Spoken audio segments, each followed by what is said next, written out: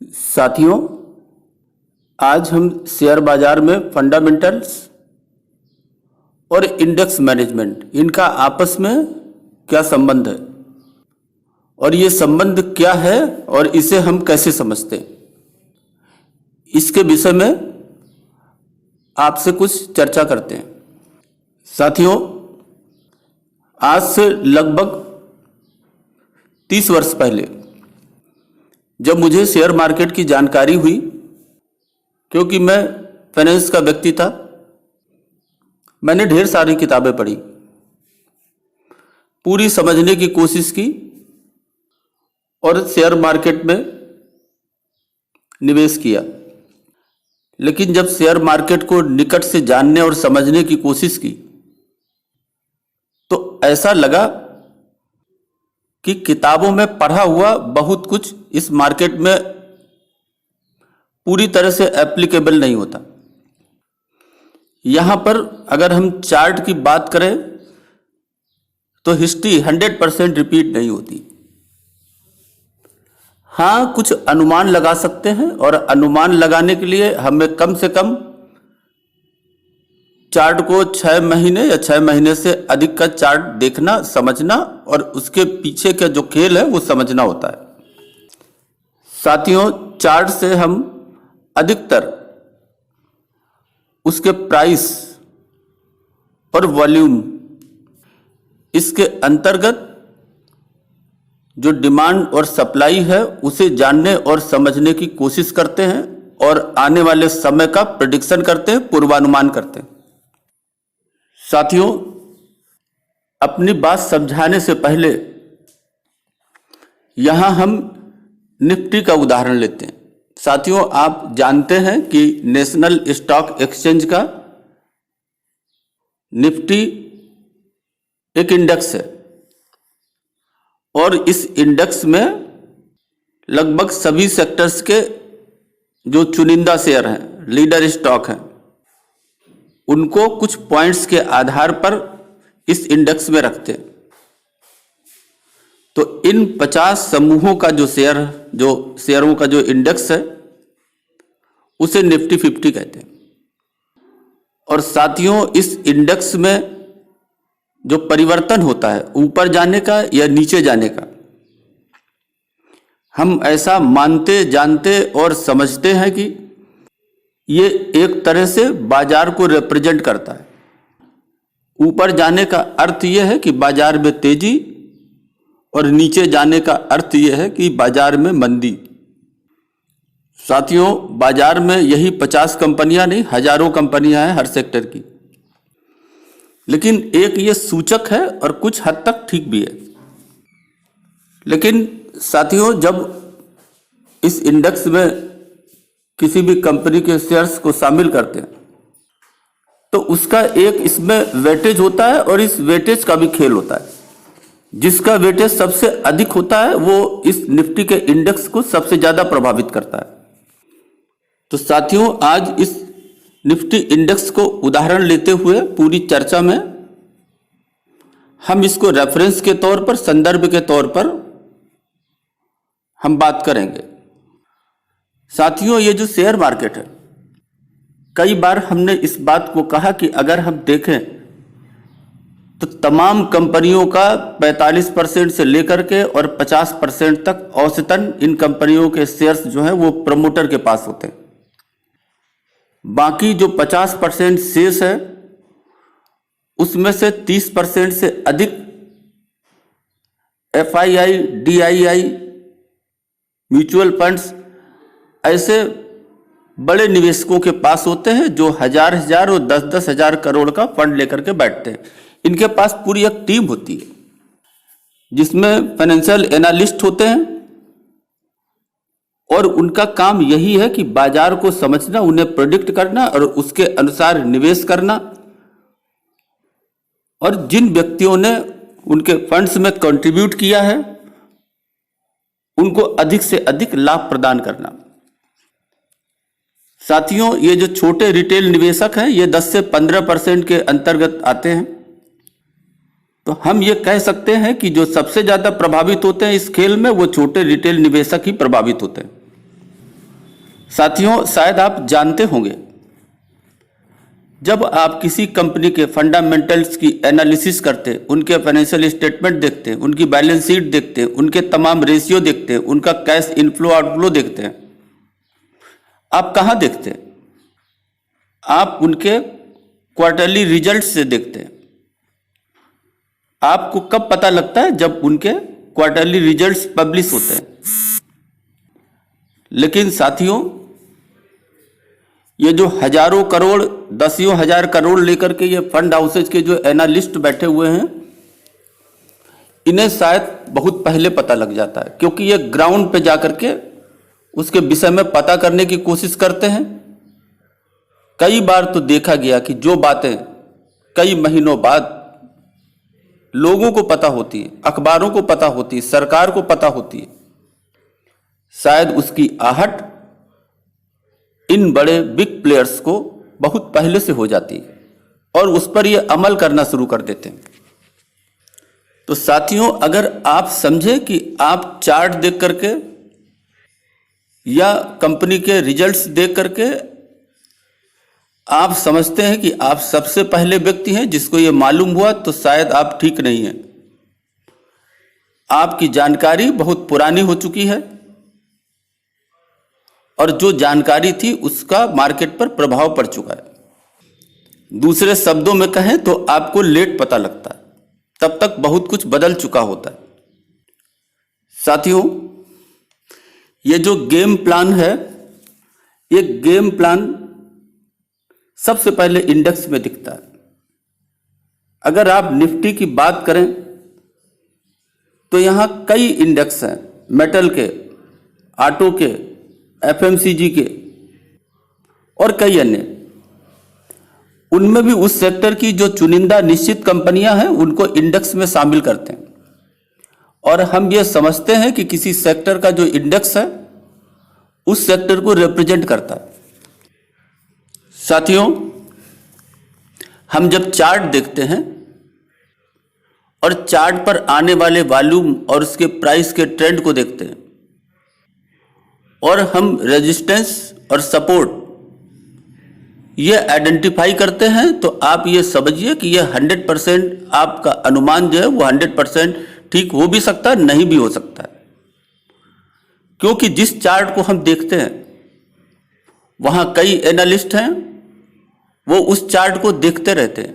उन्हें मालूम है कि उनके इस चार्ट को देखा जा रहा है और ये चार्ट क्या कहता है, और जो कुछ कहता है वही मार्केट में आगे होने वाला है और यहीं पर खेल होता है।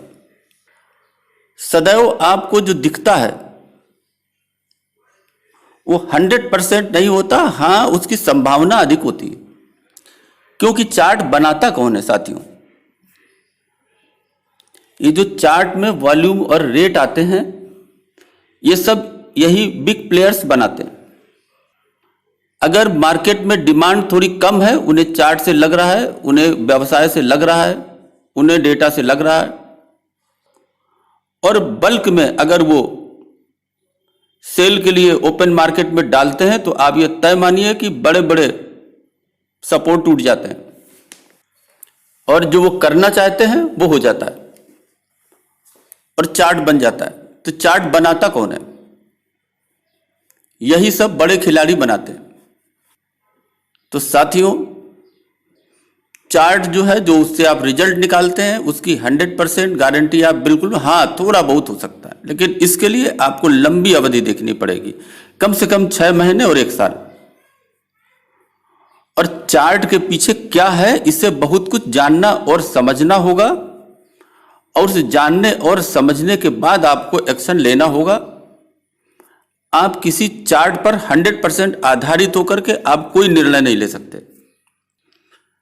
साथियों, यहां पर हम आपको एक बंदर की कहानी सुनाते हैं जो आपके घरों के आसपास भी जो घटता रहता है। एक बार एक बंदर था, वो पेड़ पे बैठा हुआ था। उसके जो साथी थे बंदर, वो भी पेड़ पे थे। उतनी देर में एक व्यक्ति आया, उसने अपना चश्मा रख दिया और नल से पानी पीने लगा, उतनी देर में बंदर चश्मा उठा करके ले गया। अब साथियों होता क्या है, कुछ लोग इकट्ठे हो गए और उन्होंने कहा कि कुछ खाने पीने की चीजें डालो, बंदर चश्मा छोड़ देगा। उसने खाने पीने की चीजें डाली, बंदर ने चश्मा छोड़ दिया और वो चश्मा लेकर के अपने घर चला गया। साथियों उसने अपने घर में भी सबको बतलाया। अब दूसरी बार कई साल बीत गए, उसका बेटा भी एक बार पार्क में बैठा हुआ था, उसने भी अपना चश्मा रखा। इत्तेफाक यह था कि वो भी पानी पीने गया और उतनी देर में बंदर उसका चश्मा ले गया। उस समय भी कुछ लोग इकट्ठा हो गए, सबने उसे वही राय दी और चूंकि उसके पिता ने भी समझाया था, उसने कुछ खाने पीने की चीज डाली वहां पर। साथियों बंदर हाथ में चश्मा लेकर आया, खाने का सामान उठाया और दूर पेड़ पे चला गया। क्योंकि साथियों कई वर्षों बाद उस बंदर ने भी अपने घर में बतलाया था कि मैंने खाने पीने के लालच में चश्मे को छोड़ दिया, हो सकता कुछ और मिलता। इसलिए बंदर भी सावधान थे। तो साथियों यही शेयर मार्केट में होता है कि जब कभी कोई वस्तु चश्मे की तरह चली जाए और पाने के लिए आप कोई खाने पीने की चीज डालें तो दूसरी बार वो चश्मा नहीं छोड़ने वाले। मेरा कहने का मतलब यह है कि समय बदलता है, समझ बदलती है, फैसिलिटीज बढ़ती हैं, सूचना तंत्र बढ़ता है और जो पुराने तौर तरीके हैं वो सब बेमानी साबित हो जाते हैं। किताबों में कुछ सिद्धांत दिए हुए हैं, लेकिन अगर आप बाजार में जाएं तो आप देखेंगे उनमें ढेरों सिद्धांत जो है वो आप लगाएं वो एप्लीकेबल ही नहीं होते। कारण क्या है? कारण यह है कि सब लोग समझ गए, वो बड़े खिलाड़ी समझ गए, उनको अपनी गलतियां मालूम हो गई हैं जो पहले की उन्होंने। अब वो उसको नए सिरे से करेंगे। जिनको समझने के लिए आपको भी अपना रास्ता बदलना पड़ेगा, तभी आप मार्केट को समझ सकते हैं। आपने साथियों देखा होगा एक शेयर था मैक्लियॉर्ड रसेल का। 3 साल पहले एक ये मजबूत कंपनी मानी जाती थी, लेकिन इसने अपने ग्रुप कंपनी को एक भारी पैसा अवेलेबल कराया। बैलेंस शीट ठीक थी उसकी, ब्याज वो अकाउंट पर करते थे, लेकिन वास्तव में देखा जाए तो जहां पैसा लगाया था वो कंपनी डूबने की कगार पे थी, वो पैसा नहीं दे पाई, पैसा एनपीए हो गया और आज मैक्लियॉर्ड रसेल की ये हालत है। जो वहां से शुरू हुई वो ₹1.80 पे आ गई, अब ₹20 के आसपास है। आप इसके फाइनेंशियल देखकर इसकी हालत आप समझ सकते हैं। तो साथियों मेरा कहने का मतलब यह है कि आप जब स्टडी करें तो आप उसके फंडामेंटल्स की स्टडी करें और चार्ट भी पढ़ें। चार्ट कौन सा पढ़ें? एक तो जिस सेक्टर में है उस सेक्टर के इंडेक्स को पढ़ें, उस कंपनी का चार्ट पढ़ें और तीनों को समझकर यदि आपको लगता है कि इसकी फंडामेंटल मजबूत है, इंडेक्स का चार्ट मजबूत है और उस इंडेक्स की वो कंपनी मजबूत है जो आपके पास है या जिसे आप लेना चाहते हैं, उसके रेट जो है वो हायर साइड पर स्पेकुलेटिव जोन में नहीं है। मसलन अगर आप समझें तो जो उसका पीक रेट है उसके 10% से नीचे है, आप आराम से बाइंग कर सकते हैं। लेकिन साथियों जिस कंपनी के फंडामेंटल मजबूत हैं उसके इंडेक्स का चार्ट मजबूत है, लेकिन उस कंपनी का चार्ट कमजोर है, तो आप इसकी डीप स्टडी करें, तभी निर्णय लें। लेकिन अगर आप समझते हैं कि उसके फंडामेंटल्स कमजोर हैं, लेकिन उसका चार्ट मजबूत है, उसके इंडेक्स का चार्ट मजबूत है, साथियों आप साइडवेज रहें और उसकी गहन स्टडी करें। क्योंकि साथियों, अगर कमजोर फंडामेंटल है, चार्ट मजबूत है, तो कुछ ना कुछ ऐसा है जो इसके पीछे छिपा हुआ है। या तो बिग प्लेयर्स माल थमाना चाहते हैं आपको, इसलिए ऐसे कमजोर फंडामेंटल होने के बाद भी कंपनी का चार्ट मजबूती की ओर जा रहा है और इंडेक्स का भी चार्ट मजबूती की ओर जा रहा है। साथियों, आपने इंडेक्स मैनेजमेंट तो बहुत अच्छे से समझा होगा। जब बड़े प्लेयर्स को माल थमाना होता है तो उस सेक्टर के इंडेक्स का ऐसा शेयर उस इंडेक्स में सबसे अधिक है, उसे ये अपने पास इकट्ठा करते हैं और इकट्ठा करने के बाद में उस इंडेक्स को मैनेज करते हैं, ऊपर ले जाते हैं, नीचे ले जाते हैं, ऊपर ले जाते हैं, नीचे ले जाते हैं। लेकिन उनकी निगाह वहां पर रहती है जिसे आपको थमाना है, और सब कुछ ऐसा करेंगे कि आप उसे खरीदने के लिए मजबूर हो जाएंगे। तो साथियों, आप फंडामेंटल्स देखें, इंडेक्स के चार्ट को देखें, कंपनी के चार्ट को देखें, उसके वॉल्यूम को देखें और स्टडी करें। इस कंपनी में कोई प्लेजिंग तो नहीं है, हैवी डेट तो नहीं है, ऑपरेटिंग कैश पर्याप्त है और इसके सेल्स गिर तो नहीं रहे, और आपको लगता है कि इसका फंडामेंटल कमजोर है और इसका चार्ट कमजोर है, आप उस कंपनी से बिना कुछ सोचे और समझे आप बिल्कुल निकल जाएं। आपने साथियों देखा होगा, इसी इंडेक्स मैनेजमेंट से कंपनियां अपना सारा माल निकाल देती हैं। जाता कौन है वहां पर? रिटेलर्स। और होता क्या है, इन छोटे निवेश करने वालों की एक दिन पूंजी सारी डूब जाती है। जैसे मैंने ऊपर मैक्लियार्ड रसेल का उदाहरण दिया। साथियों, ये जो बिग प्लेयर्स हैं, इनका जो इंडेक्स का जो मैनेजमेंट की जो स्टडी है, आप उस तरह की स्टडी नहीं कर सकते। एक एक फंड हाउस के पास दर्जनों फाइनेंशियल एनालिस्ट हैं जिनका यही काम है, यही करते हैं। कंपनीज में जाते हैं, डिस्ट्रीब्यूटर से बात करते हैं और वो हर पल की वो जानकारी रखते हैं जो आगे आने वाला है। आप केवल उसके फंडामेंटल्स, इंडेक्स का चार्ट और कंपनी के चार्ट से और अपनी समझ से उसको फॉलो कर सकते हैं, समझ सकते हैं, उसके पीछे का खेल समझ सकते हैं। साथियों, यदि दूर जाना है तो आपको घर से पहले निकलना होगा। यही कुछ बिग प्लेयर्स करते हैं।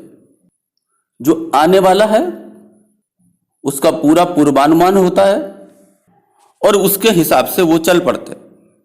हमारा नंबर तो बहुत बाद में आता है। साथियों, यदि आप ध्यान दें तो जो कुछ हम कमाते हैं, जब हम कमाते हैं तो कोई न कोई खोता है, और ये जो मनी है वो एक हाथ से दूसरे हाथ में सर्कुलेट होती है। यही साथियों दुनिया का नियम है, और शेयर मार्केट में भी यही होता है। अगर कोई गेन करता है तो कोई न कोई लॉस करता है, किसी को मिलता है तो किसी के पास जाता है, यहां भी लागू होता है। साथियों, आपने दो शब्द सुने होंगे, एक्यूमुलेशन एंड डिस्ट्रीब्यूशन। वैसे तो एक्यूमुलेशन की परिभाषा है कि जब बड़े प्लेयर्स माल को इकट्ठा करते हैं, और डिस्ट्रीब्यूशन का मतलब यह है कि जब ये अपने माल को दूसरों को थमा देते हैं। इसकी आपने कई स्टडीज किताबों में पढ़ी होंगी। लेकिन साथियों, ये वैसा नहीं होता जो आज से 2 साल पहले हुआ। जो पहले 4 साल पहले जो हुआ था वो पहले 2 साल में बदल गया था, और जो पहले 2 साल में हुआ वो अब बदल गया है, और जब अब होगा वो आगे बदल जाएगा, क्योंकि लोगों को पता हो जाता है, क्योंकि इनके तरीके समय बदलने के साथ साथ बदलते रहते हैं। नई नई स्थितियां खड़ी होती हैं और उन स्थितियों को क्रिएट करके ये सब कुछ चलता रहता है। साथियों, करते क्या है, अभी क्या हो रहा है, अभी ये क्या करते हैं कि इंडेक्स जो है, सेक्टर का इंडेक्स जो है वो ऊपर ले जाके खड़ा कर देते हैं, और जो अच्छी कंपनी है उनको नीचे रखते हैं, और नीचे रख करके उनका माल उठाते हैं, क्योंकि लोग समझते हैं कि इंडेक्स जब नीचे जाएगा तो जो नीचे कंपनी वो और नीचे जाएगी, और ये धीरे धीरे माल उठाते रहते हैं और एक्यूमुलेट करते हैं, और आप उसके गिरने का इंतजार करते हैं। जब उस कंपनी के शेयर में कोई ग्रोथ नहीं आप देखते तो कभी कभी आप उसे निकाल देते हैं। इंडेक्स को काफी ऊपर ले जाकर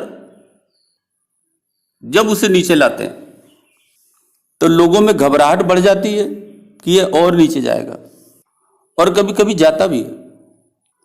वहां लोग डर करके माल निकालते हैं और ये माल इकट्ठा करते हैं। इस तरह से साथियों, ये कई फेज में इंडेक्स को मैनेज करके, उसके चार्ट को मैनेज करके, इनके डिस्ट्रीब्यूशन और एक्यूमुलेशन के फेज चलते रहते हैं, जिससे ये पैसा कमाते हैं। साथियों, इंडेक्स को मैनेज करने के लिए जिनका वेट ज़्यादा है वो इनके पास भरपूर मात्रा में होता है, और जब लोगों के पास उस कंपनी के शेयर्स नहीं है तो ये जाकर के वहां पर रेट्स का चार्ट क्रिएट करते हैं, और इस तरह से इंडेक्स मैनेज करते हैं। असावधान लोग साथियों इस मार्केट में फंस जाते हैं, इस मार्केट और इंडेक्स के मूवमेंट से। साथियों, एक और बात होती है, इंडेक्स मैनेजमेंट करके ये डाइवर्जन भी करते हैं। आपने देखा होगा कि किसी इंडेक्स को जब ये ऊपर ले जाते हैं, वास्तव में इनको वहां से निकलना होता है, और जिस सेक्टर में ये जाते हैं उसके इंडेक्स को गिराकर वहां से माल उठाने की पूरी प्लानिंग कर लेते हैं। इसको डाइवर्जन कहते हैं, एक सेक्टर से निकल करके दूसरे सेक्टर में जाना। तो साथियों, ऐसी स्थिति में आप क्या करें? ऐसी स्थिति में आप इंडेक्स को बहुत ध्यानपूर्वक देखें, कंपनी के चार्ट को बहुत ध्यानपूर्वक देखें, इंडेक्स के चार्ट को बहुत ध्यानपूर्वक देखें, उसके वॉल्यूम को बढ़ने और घटने पर निरंतर निगाह बनाएं, उस कंपनी के फंडामेंटल्स पे निरंतर निगाह बनाकर रखें। और अगर आपको लगता है कि कंपनी के फंडामेंटल्स बहुत मजबूत है, चार्ट में कोई बहुत भारी परिवर्तन नहीं है, भले ही ग्रोथ कम आ रही हो, कम से कम 1 क्वार्टर 2 क्वार्टर आप ऐसा देख सकते हैं, और अगर आप उस शेयर में बने हैं तो आप बिल्कुल बने रहें। आपका रीजनेबल प्राइस जो आपने प्रेडिक्ट कर रखा है वो इस तरह आता है तो आप अवश्य खरीदारी करें, भले ही उसके बाद रेट नीचे गिरते हैं। ऐसी स्थिति में थोड़ी बाइंग आप और कर सकते हैं, और आप अपने शेयर्स को कम से कम 6 महीने के परिप्रेक्ष्य में देखें। 1 हफ्ते, 1 माह या 3 माह से आप पूरी तरह अनुमान नहीं लगा सकते, क्योंकि बहुत सी बातें आपको नहीं पता है। आप इंतजार करेंगे उस कंपनी के रिजल्ट का, और अगर उससे भी आप प्रेडिक्ट नहीं कर पाए तो आप दूसरे रिजल्ट को भी अनुमान लगाएंगे। तो साथियों, हमारा ये सब आपको कहने का अर्थ ये था कि सब कुछ आप बड़े परिप्रेक्ष्य में देखें, जितना हो सके इसके पीछे हो रहे इन बड़े खिलाड़ियों के खेल का अनुमान लगाएं और अपने आप को सुरक्षित रखते हुए इस शेयर मार्केट में लंबे समय के लिए निवेश करें। अगर आप इतना कर पाए तो आप ये मान करके चलिए कि आपकी वेल्थ जो है उसमें अच्छी ग्रोथ होगी और आप सुरक्षित रहेंगे। जहां आप बड़ी रिस्क लेकर काम करते हैं, लालच में फंस जाते हैं, डर में फंस जाते हैं, वहीं अपना नुकसान कर बैठते हैं। इसलिए आप अपने लालच और डर को छोड़कर जो कुछ दिखता है उसे अच्छी तरह से देखें और देखने के बाद अपना निर्णय लें। वो निर्णय आपका सदैव ठीक रहेगा, क्योंकि ये छोटी छोटी चालें कोई कितना खिलाड़ी कितना खेलता रहे, लेकिन आपके पास धैर्य है, आपके पास स्टडी है, आपके पास डर और लालच नहीं है, उससे आप दूर हैं, ऐसे व्यक्ति का इस मार्केट में कभी नुकसान नहीं हो सकता, क्योंकि वो इस मार्केट में एक बड़े समय लंबे समय के लिए निवेश करता है। साथियों, आप इन बातों पर ध्यान रखें। अभी के लिए बस इतना ही। धन्यवाद।